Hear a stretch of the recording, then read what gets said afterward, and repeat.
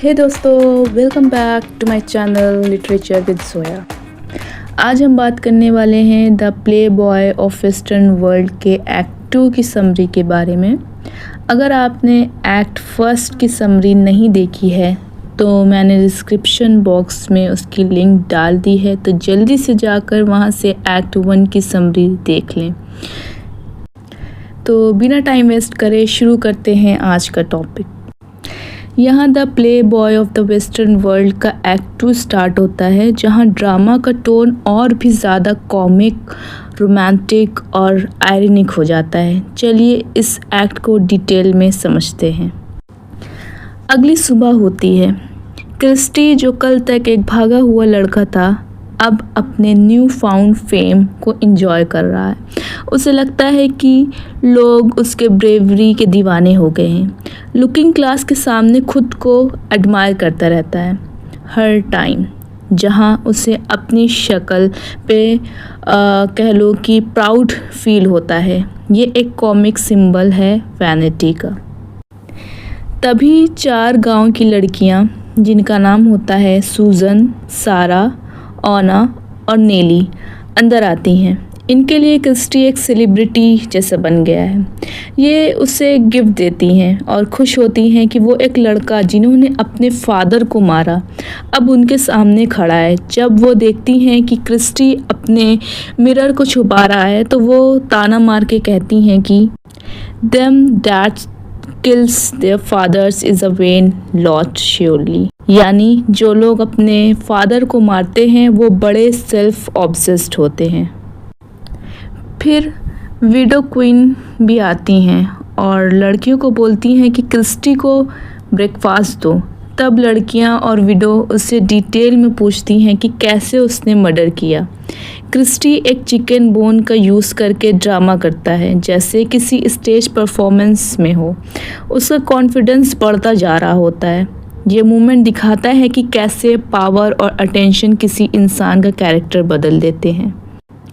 तभी पेजीन आती है और बाकी सबको बाहर भेज देती है। उसे जेलसी फील होती है क्रिस्टी के अराउंड लड़कियों के अटेंशन देख के। पेजीन क्रिस्टी को डराती है कि वो लड़कियां पीलर्स हैं, मतलब पुलिस को बुला सकती हैं। क्रिस्टी डर जाता है और कहता है, not be waking near you another dawn till judgement with the saints of God, मतलब अगर मुझे तुमसे अलग होना पड़े, मतलब क्रिस्टी को पेजीन से अलग होना पड़े, तो शायद अगले जन्म में ही मिलूँगा। ये लाइन प्योर इमोशन और पोइट्री से भरी हुई है। पेजीन फाइनली सॉफ्ट हो जाती है और उससे कहती है कि वो सेफ़ है पब में। यहाँ उनका रिश्ता इमोशनल बॉन्ड में कन्वर्ट हो जाता है। अब हम देखते हैं कि शॉन आता है। शॉन, जो जिससे पेजीन की शादी होने वाली होती है, शॉन आता है, जिसका अब भी डर यही है कि क्रिस्टी उसकी शादी में एक बड़ा ऑब्स्टिकल बन गया है। वो क्रिस्टी को एक टिकट और अच्छे कपड़े देता है, लेकिन एक शर्त के साथ कि पब छोड़ दो। क्रिस्टी कपड़े ले लेता है पर अमेरिका जाने से इनकार कर देता है।